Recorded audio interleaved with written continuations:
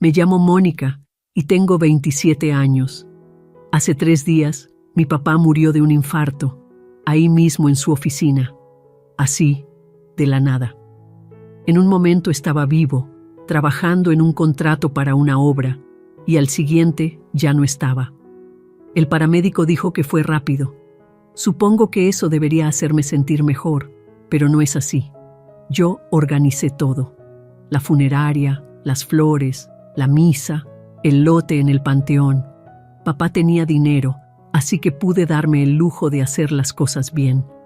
Vinieron sus socios, gente con la que trabajó por años construyendo casas por toda la ciudad. También aparecieron sus amigos del club de golf. Incluso algunos de los trabajadores de sus obras vinieron a dar el pésame.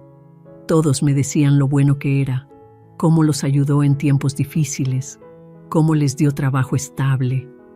La misa fue bonita. El pastor habló de la generosidad de mi papá y de su amor por su familia. Bueno, por lo que quedaba de su familia. O sea, solo yo. Mi abuela había muerto hacía 2 años y ella era la única otra persona que de verdad le importaba a papá después de que mamá se fue. Estaba junto a la fosa, viendo cómo bajaban el ataúd, cuando alguien me llamó por mi nombre. Mónica. Me di la vuelta y me quedé helada. Ahí estaba ella, mi madre, a unos 3 metros de distancia con un tipo que no reconocía, y 3 niños. El mayor parecía de unos 16, y el más chico, como de 10. Todos vestían de oscuro, como si de verdad tuvieran algo que hacer ahí. No la había visto en 20 años. Se veía más vieja, obviamente. Su cabello era diferente, más corto y oscuro. Había subido de peso, pero sin duda era ella. «¿Qué haces aquí?» «Zrenia», le pregunté. Mi voz sonó fría y dura. «¿Cómo supiste que murió?» «Yo no te dije. Me enteré por unos parientes». El tipo a su lado le puso una mano en el hombro. Era alto, calvo y llevaba un traje barato. Debía ser el amante con el que se escapó hace tantos años. Los 3 niños estaban parados detrás de ellos, visiblemente incómodos. «No puedo creer que no me invitaras al funeral», dijo ella. «Fue mi esposo alguna vez». Me reí. Literalmente me reí, ahí, junto a la tumba de mi padre. «¿Tu esposo?» «Lo dejaste hace 20 años. Nos dejaste a los 2. Los recuerdos me golpearon de repente. Yo tenía 7 años cuando pasó. Papá se había ido de viaje de negocios a ver unas propiedades en otro estado. Se suponía que solo se iría por 2 días. Mamá esperó a que su coche saliera del camino de entrada y entonces empezó a empacar. Recuerdo haberle preguntado a dónde iba. «Mami tiene que irse un tiempo», me dijo. «Tú quédate aquí. Papi volverá pronto». Pero no esperó a papi. Hizo 2 maletas, escribió una nota y la dejó en la mesa de la cocina. Luego salió por la puerta y se fue en su coche. Me dejó sola en esa casa durante 2 días enteros. Estaba muerta de miedo. Comí cereal para desayunar y comer porque no sabía cocinar nada más. Veía la tele y esperaba a que alguien llegara a casa. No dejaba de pensar que mamá volvería, que se daría cuenta de que había olvidado algo, pero no lo hizo. Cuando papá finalmente llegó a casa, me encontró sentada en el sofá con la misma ropa que había usado por 2 días. Corrí hacia él llorando, diciéndole que mamá se había ido. Leyó la nota. Nunca vi lo que decía, pero su cara se puso pálida. Luego la arrugó y la tiró a la basura. «Tu madre ya es historia», dijo en voz alta, más para sí mismo que para mí. Todo pasó muy rápido después de eso. Papá llamó a su abogado. Se presentaron los papeles. Se suponía que mamá debía presentarse en el juzgado para la audiencia de divorcio y custodia, pero nunca llegó. El juez le otorgó a papá la custodia total y le quitó sus derechos parentales. Así de fácil, quedó legalmente fuera de nuestras vidas. Papá me contó después que mamá había estado teniendo una aventura con un tipo de su oficina. Llevaban meses planeándolo, esperando el momento adecuado para escaparse juntos. Ese momento fue cuando mi padre se fue de la ciudad y yo estaba sola e indefensa. Y ahora, aquí estaba ella, 20 años después, con su amante y sus 3 hijos, actuando como si tuviera algún derecho a estar en el funeral de papá. «Mónica, ellos son tus hermanos y hermanas», dijo, señalando a los niños. «Él es Tomás, tiene 16, Sara tiene 13, y el pequeño Miguel tiene 10. Los miré. Ellos me devolvieron la mirada con ojos curiosos. Probablemente no tenían idea de quién era yo o por qué su madre los había llevado al funeral de un extraño.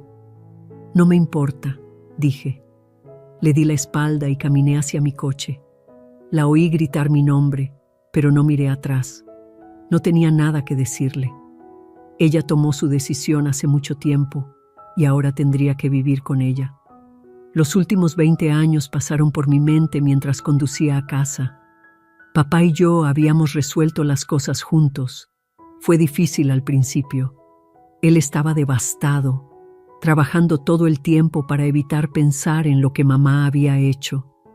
Pasé la mayor parte de mi tiempo con mi abuela, la madre de papá, que se mudó con nosotros para ayudar a cuidarme. Pero el negocio de papá despegó. Toda esa ira y dolor que sentía lo canalizó en el trabajo. Empezó a conseguir contratos más grandes, a ganar más dinero. Nos mudamos a una casa enorme en la mejor zona de la ciudad. Nunca se volvió a casar, ni siquiera tuvo una novia seria, aunque muchas mujeres lo intentaron. Decía que yo era toda la familia que necesitaba. Fui a la universidad con el dinero de papá. Estudié administración de empresas. Me compró un departamento cuando me gradué. Conseguí un buen trabajo, pero realmente no necesitaba trabajar por lo que mi abuela me dejó cuando murió. Había ahorrado 4 millones de pesos a lo largo de los años. Además, me dejó su casa. Vendí la casa e invertí todo de manera inteligente. Podría vivir de los intereses si quisiera, pero me gustaba tener algo que hacer. Y ahora él se había ido y yo estaba sola. Bueno, no completamente sola. Me había dejado todo: el negocio, la casa, sus coches, todo su dinero. Encontré su testamento en el cajón de su escritorio. Era simple y claro. Todo para Mónica. Supongo que mamá se enteró de eso de alguna manera. Probablemente por eso apareció hoy. No porque estuviera triste por la muerte de papá, sino porque quería saber qué podía sacar de todo esto. Pasaron unos días después del funeral e intenté volver a una especie de rutina normal. Normal es un término relativo cuando todo tu mundo se acaba de poner de cabeza. Tenía que encargarme de la empresa de papá, decidir qué hacer con todos sus bienes, manejar los asuntos legales que conlleva la muerte de alguien. Decidí no vender la constructora. Papá la había levantado de la nada y sentía que no estaba bien simplemente deshacerme de ella. Además, estaba generando buen dinero. Jaime, el segundo al mando de papá, llevaba 15 años en la empresa. Conocía el negocio por dentro y por fuera, y papá confiaba en él plenamente. Así que lo nombré director general y yo me quedé como dueña. Parecía lo correcto. Estaba en mi departamento revisando unos papeles de papá cuando sonó el timbre. Era martes por la tarde, como a las 3. No esperaba a nadie, así que miré por la mirilla antes de abrir. Era ella, mi madre, parada ahí, sola esta vez, sin esposo, sin hijos. Llevaba jeans y un suéter y se veía nerviosa. Abrí la puerta, pero no la invité a pasar. «¿Qué quieres?» «¿Puedo pasar? Solo dame unos minutos». En contra de mi buen juicio, me hice a un lado y la dejé entrar a mi sala. Miró a su alrededor, observando los muebles finos, los grandes ventanales, el arte caro en las paredes. «Este es un lugar hermoso», dijo. «¿Cómo conseguiste mi dirección?» Pregunté por ahí. «Unos parientes lejanos de tu padre me la dieron». «Genial». Así que ahora me estaba rastreando a través de conexiones familiares. «¿Qué quieres?» Zrenia, le pregunté de nuevo. Se sentó en mi sofá sin que la invitaran. «Mónica, sé que heredaste mucho dinero de tu padre y también de tu abuela. Sentí un hueco en el estómago. ¿Cómo diablos sabía ella del dinero de la abuela? ¿A qué quieres llegar? Mi punto es que ahora eres muy rica, y creo que deberías compartir parte de esa riqueza con tu familia. La miré fijamente. ¿Mi familia? Sí, conmigo y con tus hermanos y hermanas. Esos 3 niños que conociste en el funeral. Son tus medios hermanos, Mónica. Necesitan ayuda con la escuela, con fondos para la universidad, con gastos básicos para vivir. De hecho, me reí. No pude evitarlo. ¿Hablas en serio? ¿Completamente en serio? Eres soltera. No tienes hijos propios de los que preocuparte. Tienes más dinero del que podrías gastar en toda tu vida. Mientras tanto, yo estoy batallando para criar a 3 hijos con el sueldo de mi esposo. A ver si entendí bien, dije, sentándome frente a ella. Me abandonaste cuando tenía 7 años. Me dejaste sola en una casa vacía durante 2 días. Nunca llamaste, nunca escribiste, nunca enviaste una tarjeta de cumpleaños, nunca preguntaste cómo estaba durante 20 años, y ahora quieres que te dé dinero. Tuvo la decencia de parecer avergonzada por unos 2 segundos. Luego se enderezó y se puso a la defensiva. Nunca quise a tu padre, Mónica. Ya no podía vivir con él, pero sabía que él te cuidaría. Siempre fuiste su princesita. Me dejaste porque querías escaparte con tu novio y no querías la molestia de tener una hija. Su cara se puso roja. Eso no es verdad, ¿o sí?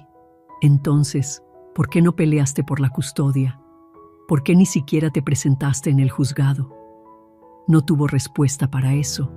Y ahora, continué, ahora que papá está muerto y te enteraste de que heredé su dinero, de repente te acuerdas de que tienes una hija. De repente quieres una relación, pero en realidad lo que quieres es la mitad de todo. No es por el dinero, dijo, pero su voz no era convincente. Claro que sí. No querías a papá, pero ahora sí que te encanta su dinero. Intentó una táctica diferente. Mónica, esos niños son inocentes en todo esto. No hicieron nada malo. Tomás quiere ir a la universidad, pero no podemos pagarla. Sara necesita brackets. El pequeño Miguel tiene problemas de aprendizaje y necesita tutorías especiales. Son tus hermanos y hermanas. No, no lo son. Son tus hijos con el hombre por el que nos dejaste. No son nada para mí. ¿Cómo puedes ser tan fría? ¿Fría? ¿Quieres hablar de frialdad? Dejaste a una niña de 7 años sola en una casa durante 2 días. Nunca contactaste a esa niña en 20 años. Y ahora apareces exigiendo dinero. Eso es frialdad. Se levantó, frustrada. Tienes millones de pesos, Mónica. Más de lo que una persona necesita. Te estoy pidiendo ayuda con la educación y las necesidades básicas de mis hijos. Entonces pídesela a su padre, pídesela a tu esposo. No le pidas a la hija que desechaste. Tu padre te puso en mi contra. Mi padre nunca dijo una mala palabra sobre ti. No tuvo que hacerlo. Tus acciones hablaron por sí mismas. Se estaba desesperando. Podía verlo en sus ojos. Mónica, por favor, te lo ruego. Solo piénsalo. Estos niños están batallando y tú podrías ayudarlos con lo que para ti es una miseria en comparación con lo que tienes. ¿Sabes qué es lo gracioso? Zrenia, dije, caminando hacia la puerta. Sigues hablando de lo buena madre que eres ahora, de lo preocupada que estás por el futuro de tus hijos. Pero hace 20 años te importaba tan poco tu hija que la dejaste sola y aterrorizada durante 2 días. Era joven. Cometí errores. Abrí la puerta. Quiero que te vayas. Mónica, por favor, vete ahora. Caminó hacia la puerta. Luego se dio la vuelta. Esto no ha terminado. Esos niños merecen algo mejor. Sí, lo merecen. Merecen una madre que no abandona a sus hijos cuando las cosas se ponen difíciles. Después de que se fue, me serví una copa de vino y me senté en el sofá, temblando. No podía creer el descaro de esa mujer. 20 años de nada y ahora quería la mitad de todo por lo que papá había trabajado. Pensé en esos 3 niños. Me sentí mal por ellos, de verdad. No era su culpa que su madre fuera una egoísta y que su padre aparentemente no pudiera mantenerlos adecuadamente. Pero no eran mi responsabilidad. No les debía nada. Papá se había partido el lomo para construir la vida que teníamos. Después de que mamá se fue, podría haberse derrumbado. En cambio, canalizó su dolor para construir algo mejor para nosotros. Se ganó cada peso que me dejó. No iba a dejar que ella me hiciera sentir culpable para dárselo. 2 semanas después, recibí una carta de un despacho de abogados del que nunca había oído hablar. Me temblaban las manos al abrirla. Era una demanda. Mi madre me estaba demandando por la mitad del patrimonio de papá.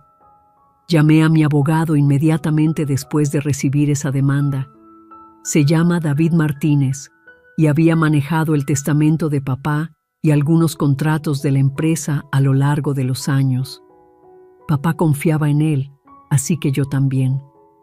«Mónica, lamento escuchar esto», dijo David cuando le mostré los papeles. «Pero no te preocupes demasiado. Tu madre no tiene ninguna base legal para reclamar parte del patrimonio de tu padre. ¿Pero de verdad está intentando demandarme?»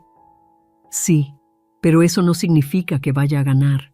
Cualquiera puede presentar una demanda. Ganar es otra historia. Vamos a pelear esto». La demanda afirmaba que mamá merecía la mitad del patrimonio de papá porque había estado casada con él y había ayudado a criarme durante 7 años. Sus abogados argumentaban que ella contribuyó a la familia y merecía una compensación. Era una tontería, pero aún así teníamos que pasar por todo el proceso legal. El juicio comenzó 3 meses después. Estaba nerviosísima al entrar en el juzgado. Mamá estaba sentada en la otra mesa con su abogado, un tipo flaco con un traje caro que parecía creerse la gran cosa. Tuvo el descaro de traer a su esposo y a los 3 hijos. Se sentaron en la primera fila como si fueran las víctimas. Los niños no dejaban de mirarme con esos ojos tristes, como si yo fuera la villana que les impedía recibir su legítima herencia. El abogado de mamá habló primero. «Su señoría, mi clienta estuvo casada con el difunto durante 8 años. Durante ese tiempo, ayudó a criar a su hija y contribuyó al hogar. Merece su parte justa de los bienes conyugales». Luego, empezó a decir que mamá había intentado mantener una relación conmigo después del divorcio, pero que papá lo había impedido. Ahí fue cuando casi pierdo la calma. Tiene 3 hijos que necesitan apoyo financiero para su educación y necesidades básicas, continuó el abogado. Mientras tanto, la demandada ha heredado millones de pesos que posiblemente no podría gastar en toda su vida. Cuando fue el turno de David, expuso los hechos reales. Tenía copias de los papeles del divorcio, los documentos de la custodia, todo. Su señoría, la demandante, abandonó a su hija de 7 años, dejándola sola en una casa durante 2 días mientras su padre estaba de viaje de negocios. Se fugó con su amante y nunca más contactó a su hija. No luchó por la custodia, no pagó pensión alimenticia y no hizo ningún esfuerzo por ser parte de la vida de esta niña durante 20 años. David sacó registros bancarios, registros telefónicos, todo lo que probaba que mamá nunca había intentado contactarme. La demandante solo apareció en la vida de la demandada después de enterarse de la herencia. Esto no se trata de relaciones familiares o de justicia. Esto se trata de dinero, puro y duro. Luego el juez empezó a hacer preguntas. Ahí es cuando las cosas se pusieron interesantes. «Señora Pérez», le dijo el juez a mi madre, «¿por qué no contactó a su hija cuando cumplió 18 años y ya no estaba bajo el control de su padre?» Mamá se removió en su asiento. Pensé que era mejor dejarla tener una vida estable con su padre, pero ahora está aquí, afirmando que quería una relación con ella. Sí, Su señoría. Siempre quise ser parte de su vida. Entonces, ¿por qué esperó hasta después de que su padre muriera y ella heredara su patrimonio? El abogado de mamá se levantó de un salto. Objeción, su señoría. El momento en que mi clienta se acercó no anula sus derechos legales. Permito la pregunta, dijo el juez. Mamá parecía desconcertada. Me enteré de la muerte a través de parientes y pensé que era hora de reconectar. El juez no se lo tragó. Señora Pérez, ¿por qué no proporcionó ningún apoyo financiero a su hija durante los últimos 20 años? Pero ahora cree que ella debería proporcionarle apoyo financiero a usted. Mamá no pudo responder a eso. Simplemente se quedó sentada, abriendo y cerrando la boca como un pez. ¿Y por qué? Zrenia, continuó el juez. ¿Debería el tribunal otorgarle la mitad de un patrimonio que se construyó en su totalidad después de que usted abandonara a su familia? Ahí fue cuando mamá perdió el control. Se levantó y empezó a gritar. No necesita todo ese dinero, está sola. De todos modos a nadie le importa. Es egoísta y fría, igual que su padre. Todo el juzgado se quedó en silencio. Incluso sus propios hijos parecían avergonzados. Sentí como si me hubiera abofeteado después de todo lo que había hecho. Me llamaba egoísta y fría. Decía que a nadie le importaba. El juez golpeó su mazo. Señora Pérez, siéntese y contrólese. Su abogado intentaba calmarla, pero el daño estaba hecho. El juez miró toda la evidencia, miró a mamá y luego me miró a mí. No encuentro ninguna base legal para la reclamación de la demandante, dijo. La demandada heredó este patrimonio a través de un testamento válido de su padre, quien tenía pleno derecho legal para disponer de sus bienes como mejor le pareciera. La demandante abandonó sus responsabilidades parentales hace 20 años y no hizo ningún esfuerzo por ser parte de la vida de su hija hasta que se enteró de esta herencia. Hizo una pausa y miró directamente a mi madre. Además, creo que la demandada tiene suerte de que una madre así la abandonara, ya que claramente merecía una vida mejor de la que la demandante podría haberle proporcionado. La cara de mamá se puso blanca. Su abogado intentó objetar, pero el juez lo calló. Caso desestimado. El tribunal concede todos los costos a la demandada. Mientras salíamos del juzgado, mamá empujó a su abogado y se me puso justo en la cara. Esto no ha terminado, siseó. Te arrepentirás de esto. Señora, necesita alejarse de mi clienta, dijo David con firmeza. Su esposo finalmente se acercó y la apartó, pero ella siguió mirándome con puro odio en los ojos. Pensé que ese sería el final. Estaba equivocada.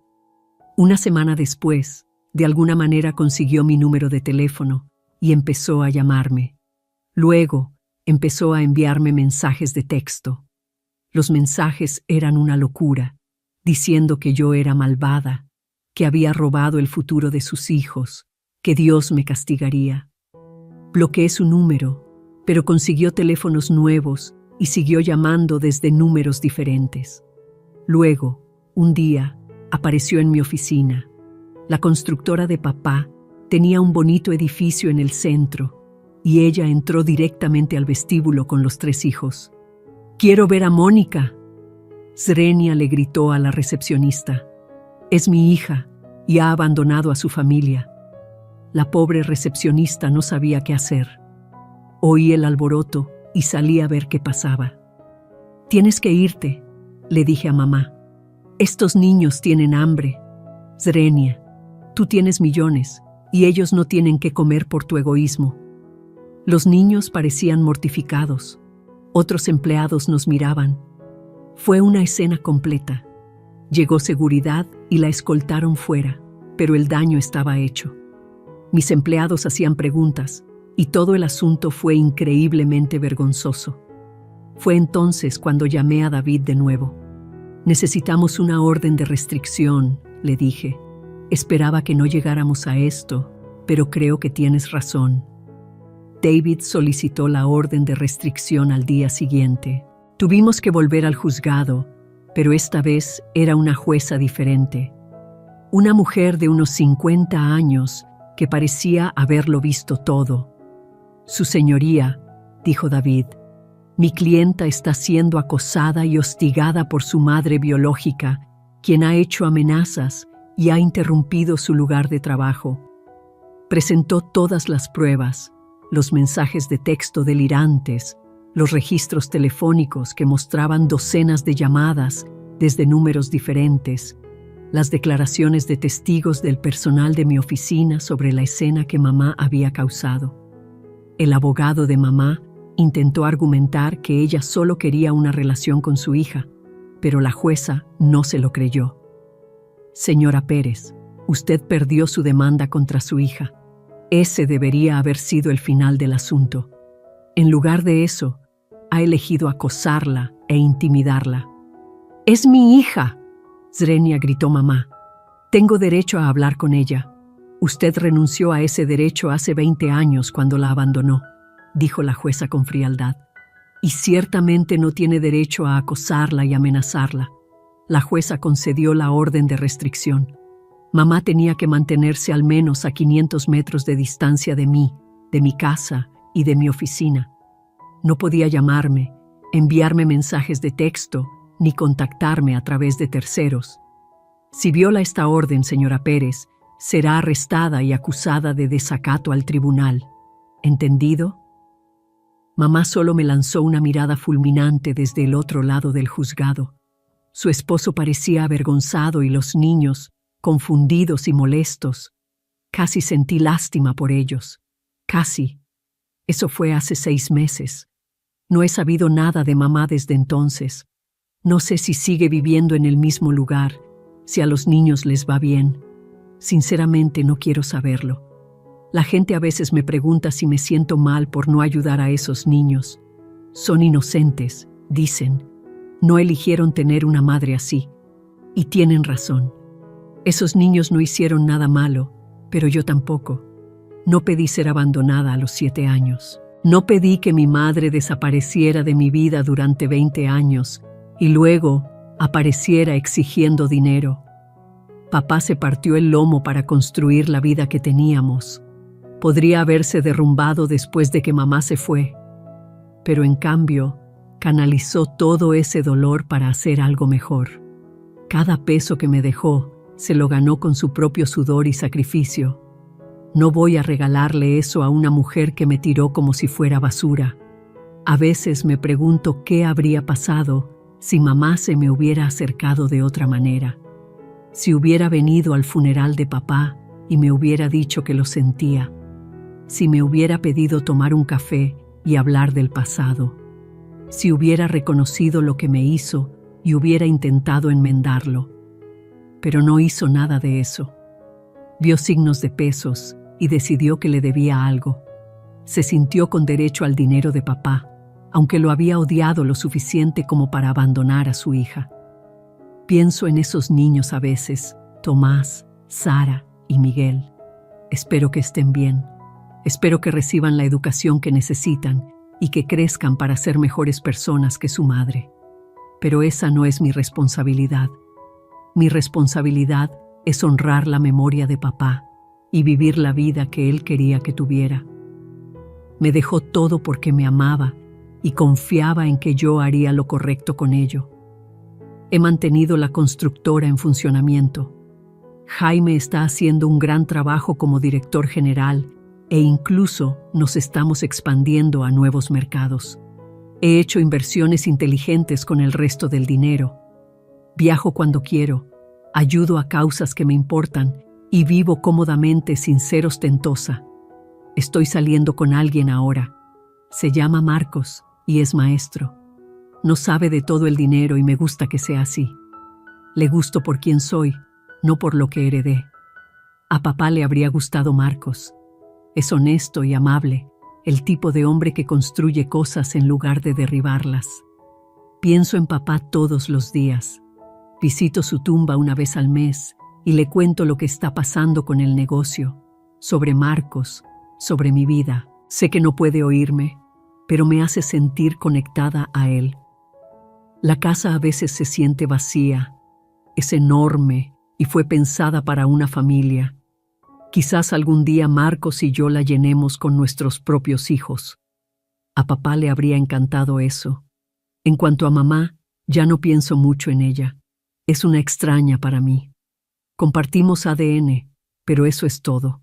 La verdadera familia está hecha de algo más que genética. La verdadera familia aparece cuando la necesitas. La verdadera familia no te abandona para luego exigir un pago 20 años después. Papá era mi verdadera familia. Mi abuela era mi verdadera familia. Quizás algún día Marcos también lo sea. La orden de restricción sigue vigente. Guardo los papeles en el cajón de mi escritorio por si acaso, pero no creo que la necesite. Creo que mamá finalmente entendió el mensaje de que no soy su plan de jubilación. Ya no estoy enojada. Lo estuve por un tiempo, pero el enojo es agotador. Ahora simplemente no siento nada cuando pienso en ella. Es irrelevante en mi vida. Tengo el negocio de papá que dirigir, una relación que nutrir y un futuro que construir. Eso es lo que importa ahora. A veces la gente dice que debería perdonarla, que guardar rencor es malo para mi salud. Pero no estoy guardando rencor. Simplemente me estoy protegiendo de alguien que demostró que no se puede confiar en ella. Hay una diferencia entre el perdón y ser estúpida. La perdoné hace mucho tiempo por mi propia paz mental. Pero el perdón no significa que tenga que dejarla volver a mi vida o darle el dinero de mi padre. Fin de la historia.